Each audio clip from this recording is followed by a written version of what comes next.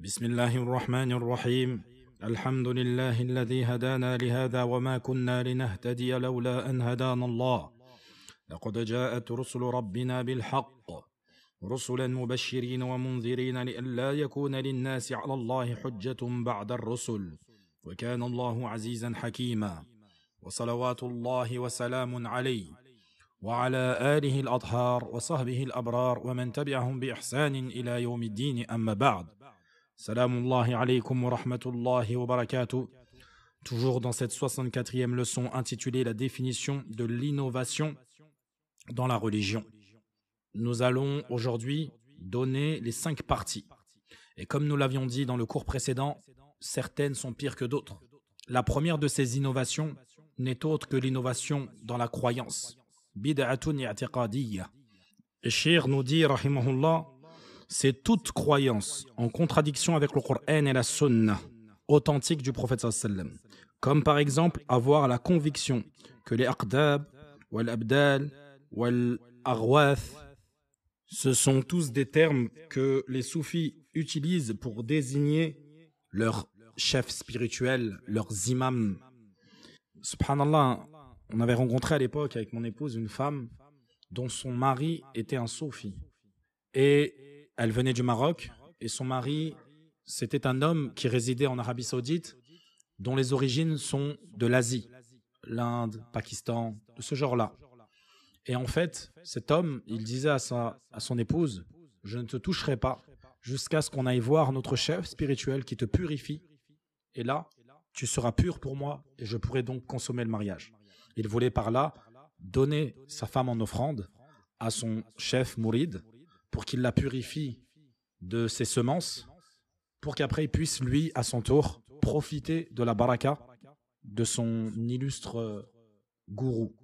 Bien sûr, la femme refusait, et justement, elle racontait à mon épouse, et elle disait que tellement elle souffrait, il l'enfermait dans une pièce, et parfois elle faisait semblant d'être d'accord. Et elle disait, d'accord, on va aller le voir.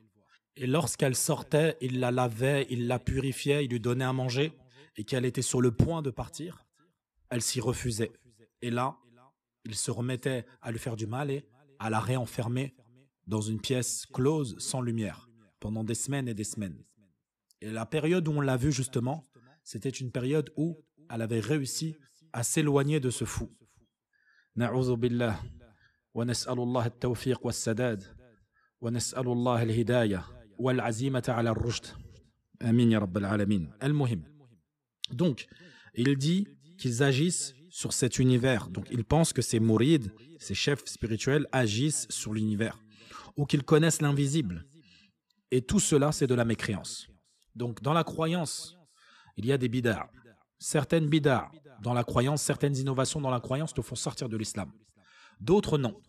Ce sont des erreurs qui sont faites comme ceux qui interprètent les versets coraniques de la mauvaise manière sur les noms et les attributs d'Allah, parfois donnent des interprétations.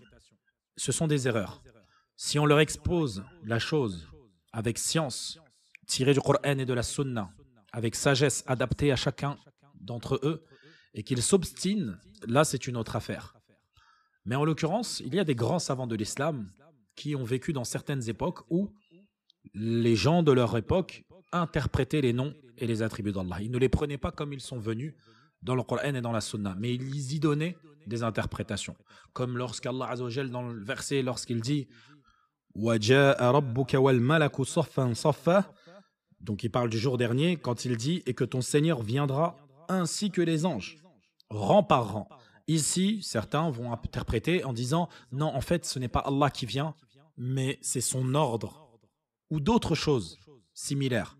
Mais ils ne vont pas prendre le texte comme il est venu. Allah, il nous dit qu'il vient, c'est qu'il vient. Et on ne cherche pas à savoir le comment il vient. Et il nous dit que les anges viennent, on ne cherche pas à savoir le comment. Il nous a dit que les anges venaient, on y croit comme il nous l'a dit. Et ceci en référence à la base, qui est une règle fondamentale, comme je dis souvent, à écrire à l'encre d'or. Et ne jamais oublier, Laysa kamithlihi shay'un, wa huwa as-sami'ul basir. Rien ne ressemble à Allah. Rien. Hal ta'lamu lahu samiyya. Également, Allah il nous dit clairement, Lam yalid wa lam yulad, wa lam yakul lahu kufuwan ahad. Tout cela sont des preuves que rien ne lui est semblable. Donc, rien de ton esprit, rien de ce que tu as vu, que tu peux voir, ne ressemble à Allah Azza wa Jal. Donc, lorsqu'il dit qu'il vient, il vient à ceux qui scient à sa perfection, de la manière qui scie à sa perfection. Lorsqu'il descend, il descend à la manière qui scie à sa perfection. Et comme cela avec tous les noms.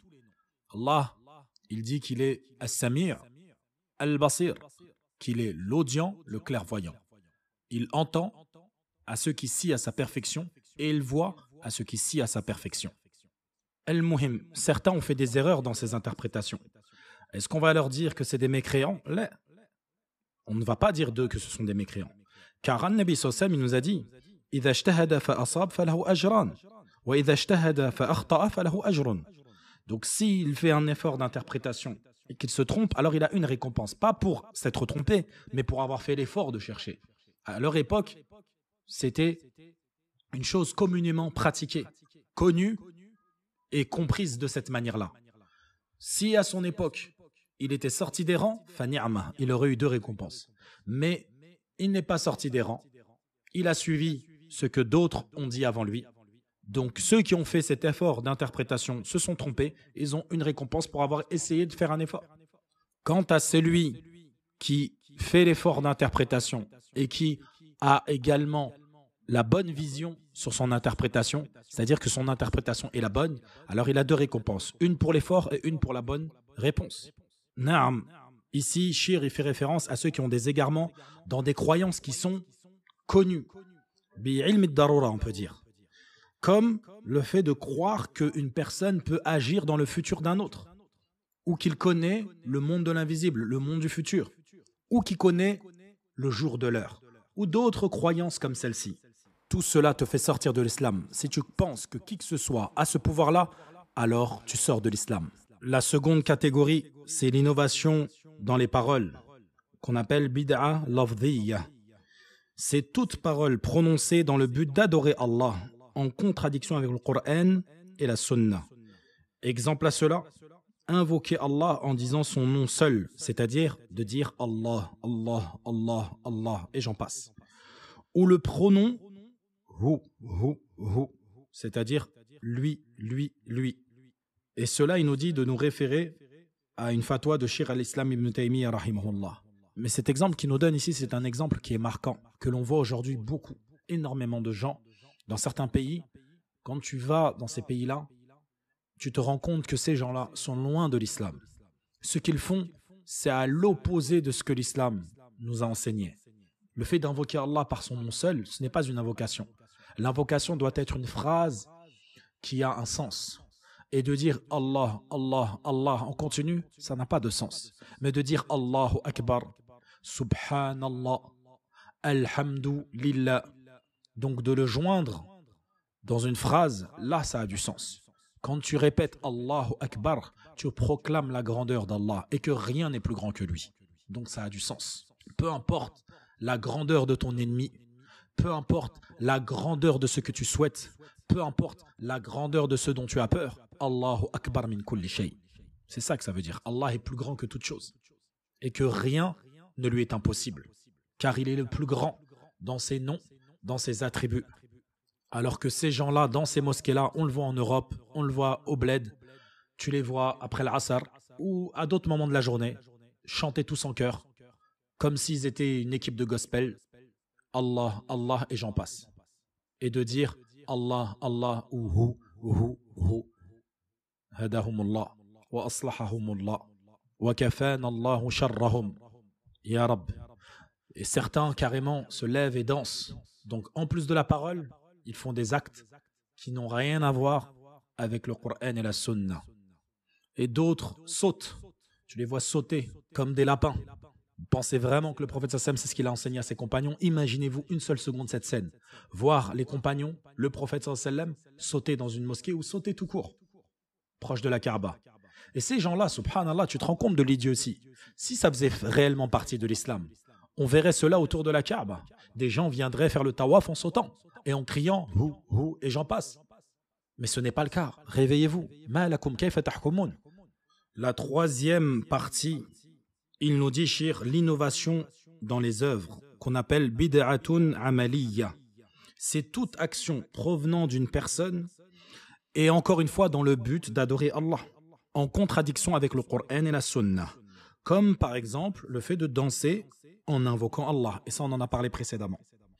Il est rapporté qu'un jour, le prophète sallallahu alayhi wa sallam, il a vu un homme posté sous le soleil. Et là, il demanda à ses compagnons, Ma balu hadha? Quelle est l'affaire de cet homme? Et là, ils lui ont dit, c'est Abu Israël, c'est-à-dire le père de Abdallah. C'est son surnom. Abu Israël, ça veut dire Abu Abdillah. Puis les compagnons de continuer en disant, Nadhara an yaquma wa la yaq'ud, wa la yastadhilla, wa la yatakallam wa yasum.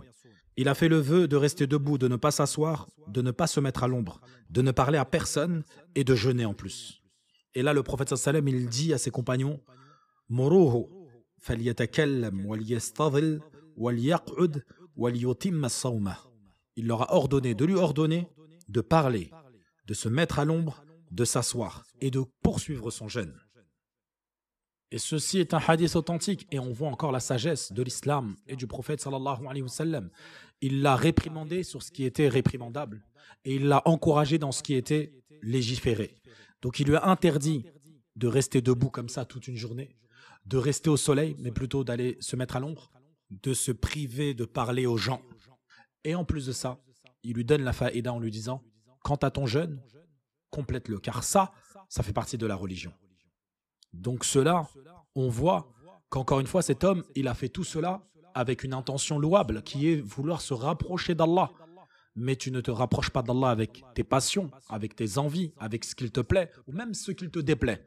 Mais tu te rapproches d'Allah avec ce que le prophète t'a enseigné et ce que le Coran t'a laissé comme héritage, et non pas à ta seule compréhension des choses. Et cela, on le voit avec beaucoup de sectes qui s'affilient à l'islam, qui vont sortir 40 jours, qui vont s'imposer d'aller dans les mosquées et de réciter des hadiths sans en donner aucune explication aux jeunes ou même aux moins jeunes, et de dire à ces mêmes personnes, allez appeler à l'islam, sans science, sans connaissance, sans rien. Hadahumullah wa aslahahumullah wa kafana Allahu sharrahum. Naam. La quatrième partie, c'est l'innovation relative au bien. Bid'atun maliyya.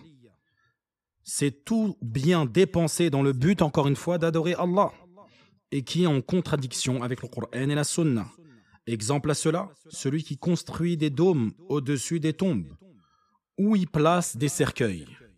Ici, ce qui est voulu, c'est qu'il y a des gens qui ont beaucoup d'argent, alors que dans leur pays, il y a beaucoup de pauvres.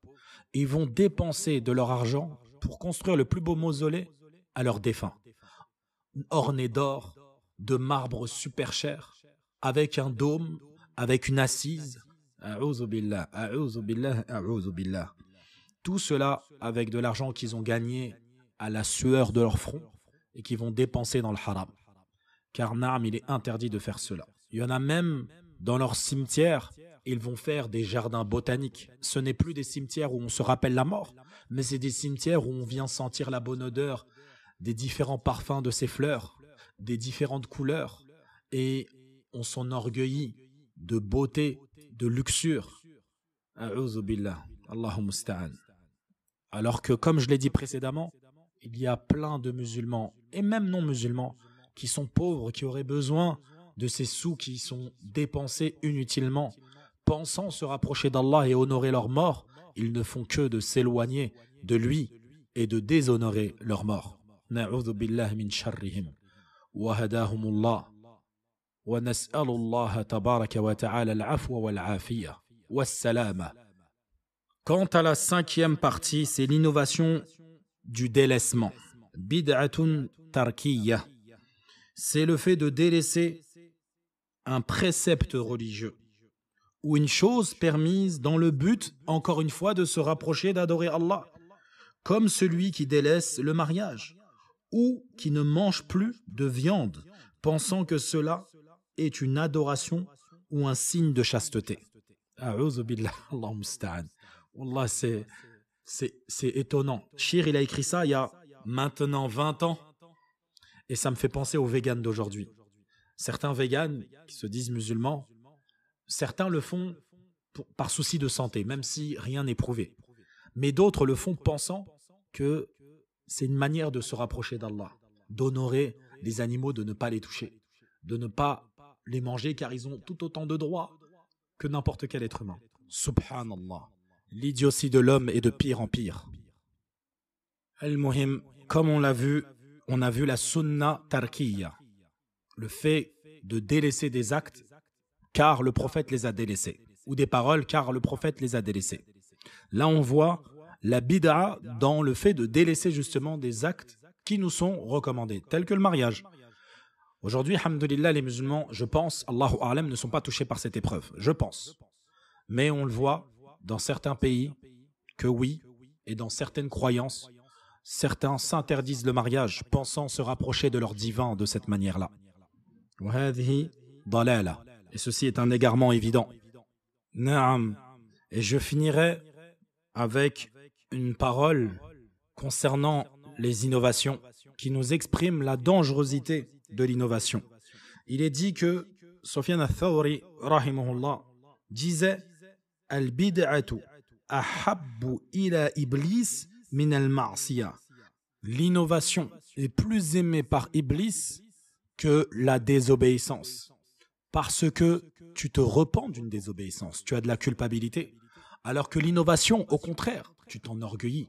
Si tu innoves et que les gens viennent te dire c'est une innovation, ne le fais pas, tu vas dire mais qu'est-ce que tu racontes? Moi j'évoque Allah, moi je dépense fi sabilillah, moi je fais telle et telle chose. Et toi, qu'est-ce que tu fais? C'est comme ça que les innovateurs vont te répondre. En plus de ça, l'innovateur, c'est rare qu'il se repente de son innovation, étant donné qu'il est persuadé de faire le bien. Alors que le pécheur, il a de la culpabilité. Un jour ou l'autre, s'il a été éduqué sur l'islam, il revient à sa vérité. Et il revient à son authenticité. Et au fait de demander pardon à Allah Azza wa Jal. Naam, et ceci est une réalité. Si tu vois deux personnes, l'un fait une innovation, l'autre commet un péché, celui qui sera plus facile à convaincre, c'est celui qui pêche. Car il aura honte. Honte de son Seigneur, honte de toi qui l'as vu faire son péché. Alors que celui qui innove, au contraire, il va bomber le torse. Il va dire, moi je fais et toi tu ne fais rien. Parce qu'il est persuadé de se rapprocher d'Allah et que tu veux toi l'éloigner d'Allah. Et c'est toi le diable. Pour lui, c'est toi le diable. Et il va même peut-être argumenter en disant, tu laisses celui qui commet tel et tel péché, tu dis que les gouverneurs, il ne faut pas parler sur eux. Alors que moi, je me rapproche d'Allah, j'évoque Allah, je suis prêt à prendre les armes pour aller couper et trancher la tête des ennemis d'Allah. Et tu me dis que j'innove. Naam. C'est pour cela qu'il faut toujours demander à Allah Azza wa Jal, kama kana an-nabi sallallahu alayhi wa sallam yas'al rabbah ya muqallib al-qulub thabbit qulubana ala dinik ya musarrif al-qulub sarrif qulubana ila ta'atik. فنكتفي بهذا القدر اليوم وبارك الله فيكم على حسن استماعكم وفقنا الله وإياكم لكل ما يحبه الله ويرضى وصلى الله وسلم على نبينا محمد وعلى آله وصحبه وسلم.